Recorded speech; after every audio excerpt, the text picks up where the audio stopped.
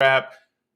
Ladies and gentlemen, boys and girls, dudes and dudettes, the sexy and the not so sexy big children and little. I am the novelist, author, poet Lamont Anthony Wright, aka Graffiti Blue. Happy Saturday! We made it.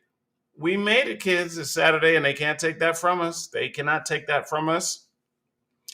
I don't know how long this one is going to be. Usually I say, oh, I'm not going to take up too much of your time, but I'm very passionate about this particular topic. The topic of today's podcast is called Creators and Exploiters. Creators and Exploiters. And for this podcast, this is the Just My Thoughts with Graffiti Blue. This is Just My Thoughts podcast. We are broadcasting live on IG. What's up to my IG homies? We are broadcasting live on my artist page on Facebook. What's going on, FB? And we are broadcasting live on YouTube. What's up to my YouTube family? Thanks to my YouTube family for making Who Is She Really? Really, just all of the views and the comments on the Who Is She Really video. Appreciate that. Now the Who Is She Really video is also picked up by Tidal. The Who Is She Really video is also picked up by Apple Music. And the Who Is She Really video is also picked up by Hulu, of all places. So I have no doubt the success from YouTube, from all of the people watching, commenting, liking, sharing the video on YouTube, somehow sparked the algorithm and put Who Is She Really in the crosshairs. To whereas people were just like, I need that piece of content. You feel me? Okay. But we're talking about creators and exploiters. Creators and exploiters, in particular, the relationship between creativity and exploitation. I have been I have been championing the message of that since I learned that there was such a thing as exploitation of creatives as a teenager. Shout out to my guys on 199th Street. Shout out to 199th Street crew forever. For all of y'all who know me, and for all of y'all who grew up on that block in the in the decade of the 80s to the 90s, man, when we were kids growing up. Join that Facebook page, 199th Street Forever. Share your stories. Share your photos, man. What a special time that was. It was right when I became Surge the MC, and it was right as I was developing as an artist, and that teenage kid rapping every day, and right until me wanting to actually take it serious by moving to Southside Jamaica, Queens, and really turning all the way up, you know what I mean, in my late teens and 20s, right? Okay, so join that. But I have been talking since I started learning the relationship between creativity and exploitation. I have been championing this message because I want all creatives to know it's really not about the clout.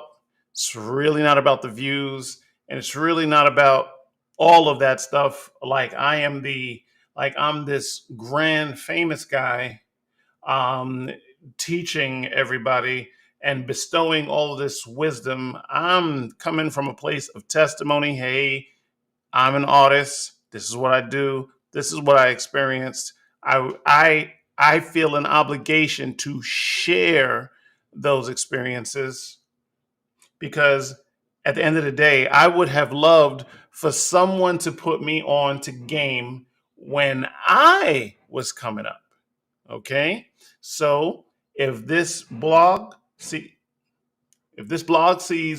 one person, 111 people, or 2,001 people, that's fantastic. Whoever takes a message from it and it helps them in their creative journey, so be it. But let's talk about creativity and exploitation, the relationship between creators and exploiters. A lot of, I really don't think, I mean, there are evil people out there, but I really don't think, and I really don't believe that people start off, excuse me, I don't really believe many people start off thinking that, man, I'm going to exploit this person. I don't think many people start off like that, but I think a lot of people don't understand the relationship as it stands, and I don't think many people understand what it means to be creative. To be creative, to take something which is nothing and take an idea and then manifest that idea and make it something huge is a very godly thing, and it's not a thing that many people can do. And for the people that can do it, there are even fewer people that can do it on a regular basis.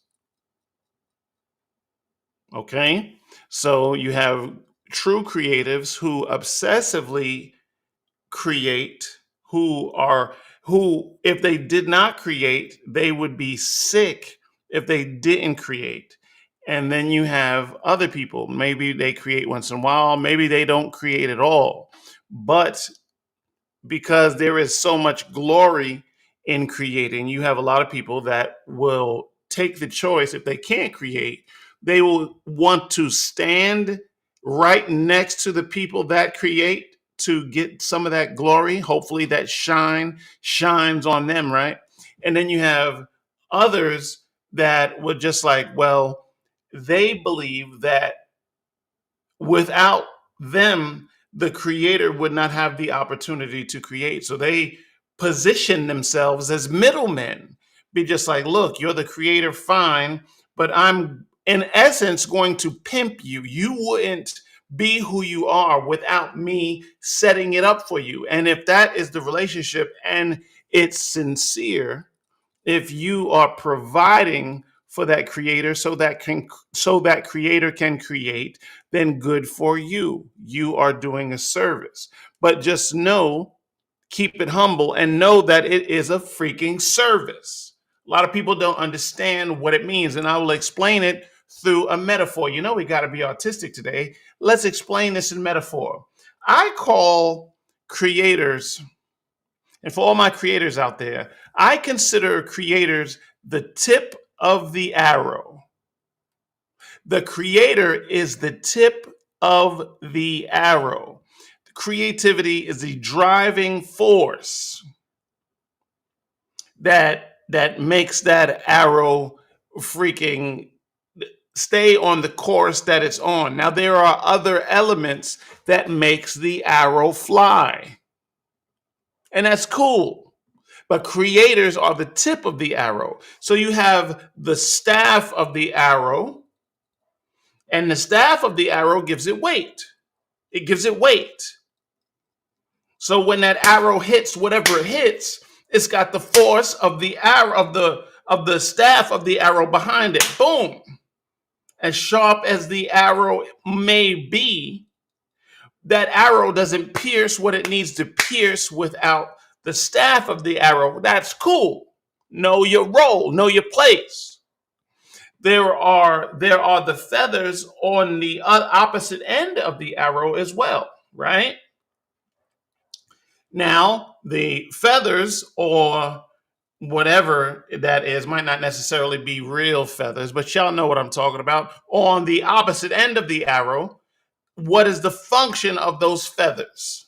What is the function? That helps it stay on course while it's flying to whatever its destination is. Whether that's a target, whether it's whatever, right?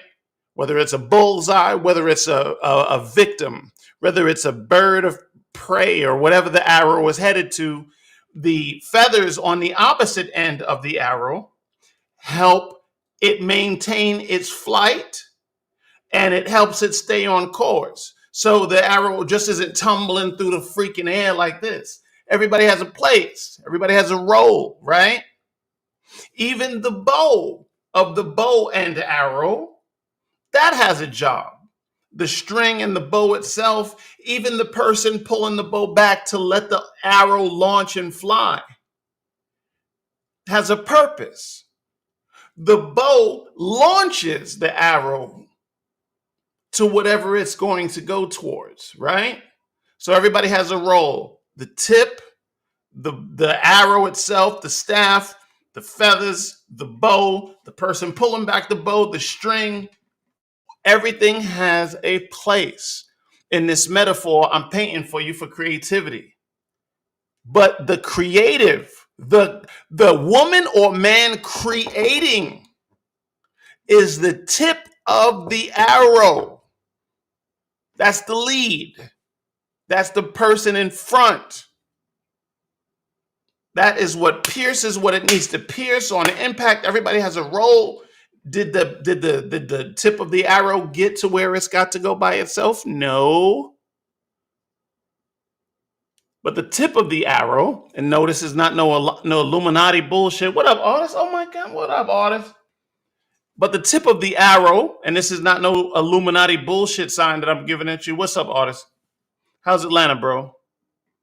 I bet you was lit out there. I just was out there. But the tip of the arrow is in this metaphor is what creators are. It is the most deadly. It is what launches it. You can have the staff of the arrow.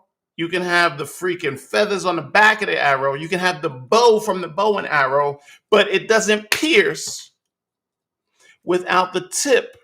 Creatives, woman, man, whoever is creating is the tip of the arrow. And a lot of people in any modality, whether it's rap, whether it's R&B, whether it's freaking poetry, slam, whatever, acting, whatever it is, writing, screenplay, whatever it is. Shout out to Sassy, my publicist. She's a creator too. Whatever it is, people always want to take control from the creator, and they want to be the tip of the arrow. They want to be the tip of the arrow, and that's not how that's not how it works. That is not how it works. It doesn't work. The bow, the tip of it doesn't work. But the bow and arrow doesn't work. If the bow is like, I want to be the tip of this freaking arrow. If the string is like, I want to be the tip. If the feathers on the back of the arrow is like, I want to be the tip. That's not how this works. So since creatives are the tip of the arrow or the tip of the spear, the cutting edge of creativity, that has to be in the front. Now, you can be whatever you want in that equation, as long as you are helping the tip of the arrow or the tip of the spear or whatever, as long as you are helping the cutting edge move forward and cut what it needs to cut, pierce what it needs to pierce, penetrate what it needs to penetrate, pause for you nasty mofos out there. As long as you're helping that, then that's fine, know your role. But it gets all twisted when everybody wants to stand in front and they want the glory. They want the fame for themselves. Oh, I want to be the tip of the arrow. That's not how it works. For example, spoken word artist, writer, novelist, all of that stuff, all the things that's under my name as far as what I do. Like it or not, and this isn't a flex, but I am the tip of the arrow. So, what does the tip of the arrow need? Most creatives who are the tip of the arrow know exactly what they need, and I tell the team what I need to create. Hey, I like that beat right there. Give me that beat. Oh, I love this producer. Hook me up with this producer. Oh, this is what I need to make this happen. Where does it get twisted at? Well, it gets twisted at is when people trying to be the tip of the arrow, who are not creatives. I've heard guys tell me, well, I say, hey man, it'll take me about 30 days to write this song. Dudes will look me in the face and be like, I think you could write it faster than that. It's good that you think that, but I'm telling you, it'll take me 30 days. I'm the tip of the arrow. Make it possible so that I can do that. Sometimes you could write a song to a certain beat, and all of my artists, especially my hip hop, spoken word, and poetry cats out there, I'm just like, man, I like this beat, and you wrote these lyrics to this beat. You wrote these lyrics to this beat. You get to the studio, cats, I'm like, where's this beat? Cat's like, I lost that beat. Say that rap to this beat right here. I don't know what happened to the other beat. You don't know what happened to the other beat. Okay, well, these lyrics might go with that beat that you brought, but that's not what I wrote. I wrote these lyrics to the beat, to do another beat, and those lyrics go better with that beat. It finds certain pockets and nuances and all of that. And cats who don't create, of course, they would think that you could just rap to any beat. And that might be true, but it might not work. Stay in your freaking. I don't want to say stay in your place because that sounds like some punk shit. But a lot of people just please understand what your role is, and there's nothing wrong with supporting the tip of the arrow. There's nothing wrong with being the driving force. There's nothing wrong with being the bow. There's nothing wrong with being the feathers on the back of the arrow. There's nothing wrong with being the staff of the arrow. You're just not the tip of the arrow. You're just not the tip. You're not the creator. So let the creators lead. The creators, most creators know exactly what they need, and they will freaking tell you, this is what I need. And that's it. But we are so concerned with status and position, and everybody wants to be a boss, but nobody wants the responsibility. Everybody wants to be a boss, but nobody wants the responsibility that they step out of the position that they were made for, and they want to replace you. But it gets deeper than that, because there's a relationship. The title of this blog, this is Just My Thoughts podcast. We're broadcasting live on Instagram. What up, Instagram? We're broadcasting live on Facebook. What up, Facebook?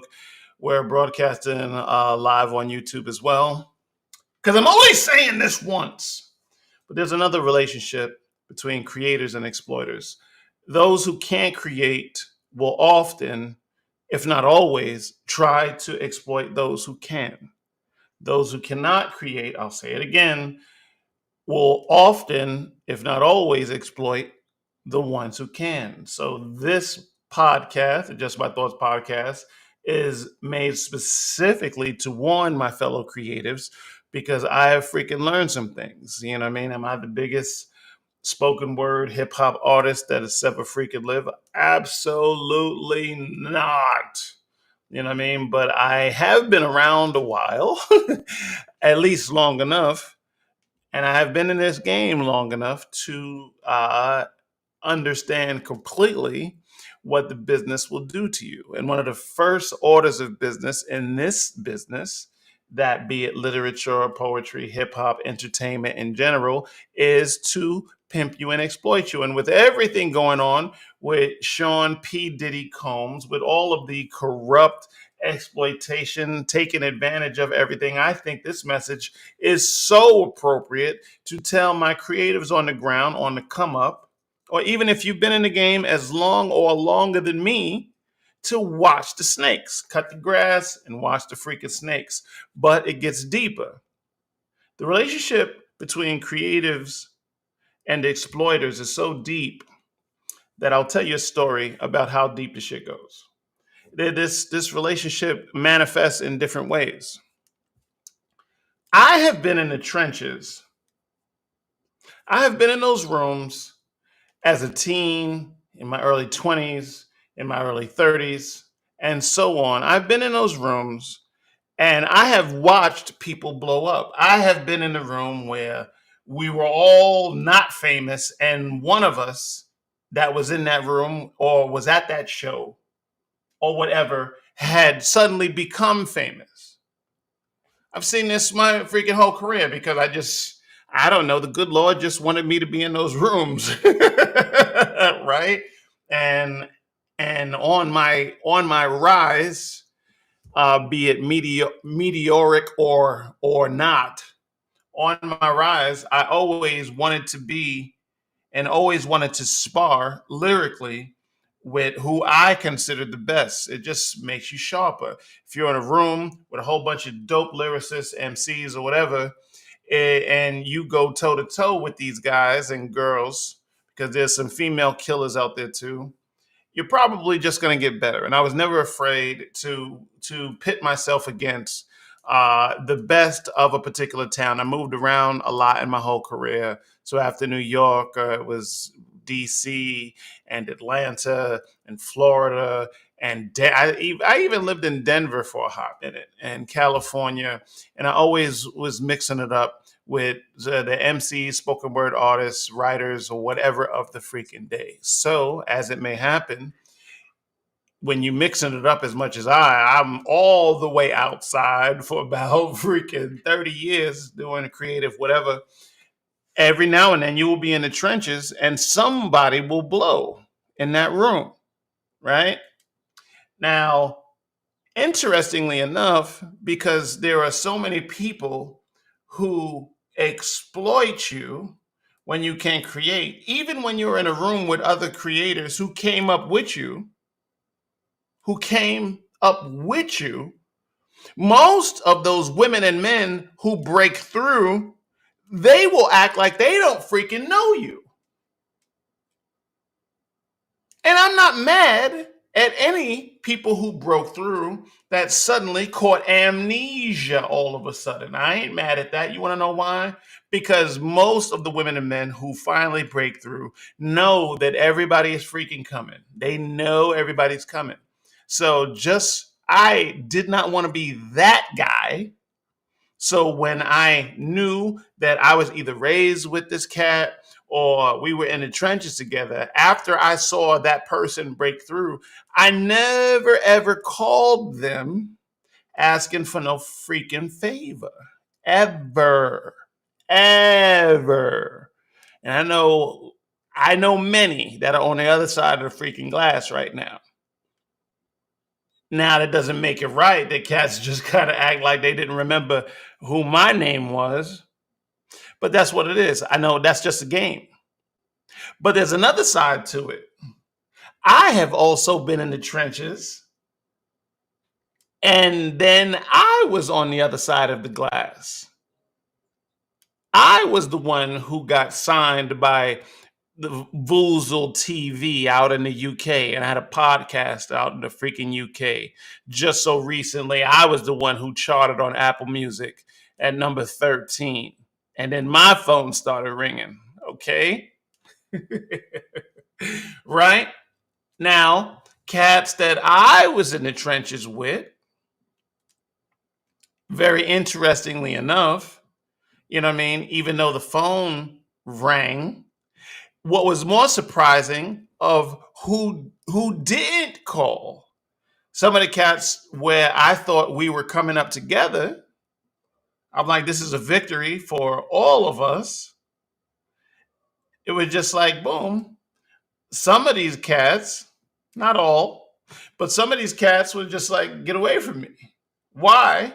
I don't, those cats will act like they don't know you because you're not on the bottom no more.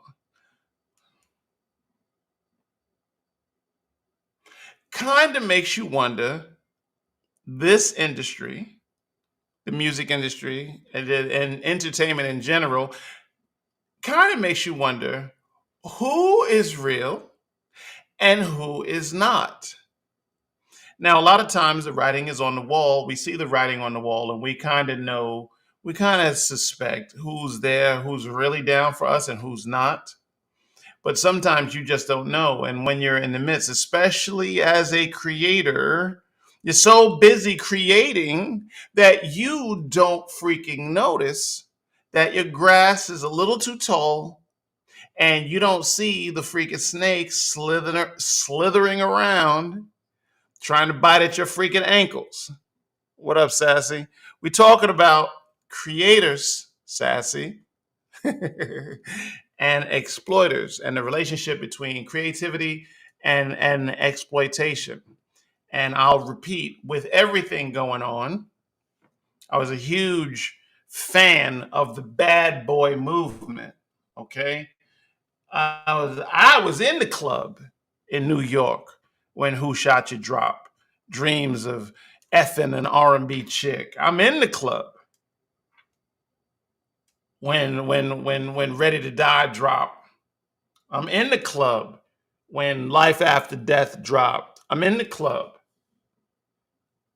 If you would have been in New York in that time, in the early '90s, and you would have felt the wave, that man, it was crazy.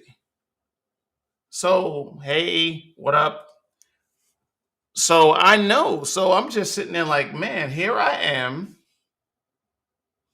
a total fan of that movement. Biggie, one of the greatest lyricists of all time. I'm happy that lyricism is to the forefront. And unbeknownst to, at least to me, apparently this was common knowledge to everybody. Unbeknownst to me, though, the whole label is being exploited. B.I.G. is trying to get off the freaking label. Apparently, he dropped a double CD, Life After Death, because he's trying to hurry up and get out of his contract so he could go do the commission. That's another story for another day. We ain't freaking here to talk about Sean Combs and all the freaking tomfoolery he's doing. I'm sure karma will take care of him. What I'm talking about is the relationship between creativity and exploitation. Creativity and exploitation. And it's so freaking crazy. And I'm not going to keep you all day. I'm going to end with this, man. It is what it is. It is what it is. The power to create, if you are a creator, it's a very powerful thing. So the whole thing about power is like water. Power is like water. Water, like power, always moves around. It can't stay still. And water will stagnate and get sour and foul if it stands still. You feel me? Okay. So it has to move around. That's the nature of water. That's the nature of power. It has to freaking move around. So this woman may be on top of her game right now, and then she'll be replaced by somebody else. Someone newer, someone more talented, someone younger, whatever the case may be, happens in all modalities all the freaking time. Power has to move around. But because mankind is kind of wicked in its own way, in many ways, mankind will try to consolidate power and use it for its benefit. In the water analogy, people will dam a stream or a body of water and harness that power, the power of water, for something else. Sometimes this is a good thing. So you use a running river and you dam it and you use it and you build a generator and you give that power to a town or good people or a village or whatever that may be. So a consolidation of power is not always a bad thing. So for example, if you have a creator who's kind of shy, who does not necessarily want to put themselves out there, but they can create and they're fierce, and then you have a publicist that recognizes your creative genius, but you just need some help getting out there. You're not going to promote yourself. So the freaking publicist is like, well, I'll promote you and whatever, and I'll just split the difference with you. You will pay me to push you out there, but we'll split it evenly. Well, then you are taking power. That I don't see that as exploitive. You see where I'm going with that? But of course, it's power. And you get a nice amount of power, and people will become corrupt with that power. Okay. So some of these cats are just like, well, okay, here's the creator, here's the tip of the arrow, but I really want to be the front man. So I'm gonna try to control the creator and move myself up front, and I'm going to try to pimp this cat because of my own agenda. So, short story long, do your best to try not to get freaking pimped. Because at the end of the day, if you get seduced by power and you want and fame and you want to be this and you want to be that and whatever, and you think the only way to do that is to pimp yourself to whoever that is, whoever claims to have their keys to all of the to the access you so desire, then you will become exploited. I rather create something dope that I own 100% through and through, and just freaking have a team side by side with me, behind me, and even in front of me. I don't got to necessarily be the front man to everything. And I rather have that creative integrity that at the end of the day, people are just like, I know exactly who wrote that, and I'm going to give that person his flowers, right? Other than the opposite of just being totally pimped out, and your art is there, but your name is not. The publishing rights are not there. They don't even recognize you, and they take your vision, the worst part of this whole relationship between creativity and exploiters is they will take your vision, and then they will then turn it into something else, and they will pervert it, and it will lose the integrity that it originally had, and now it's trash. Now my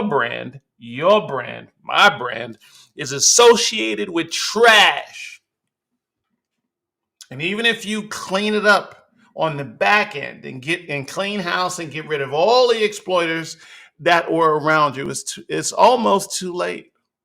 It's never too late, but it's almost too late, because now you're going to spend half your time just trying to clean up what they destroyed. And that's really all I got to say. There's a relationship between creativity and exploitation. Make sure, for all of my creators out there, that exploitation does not happen to you.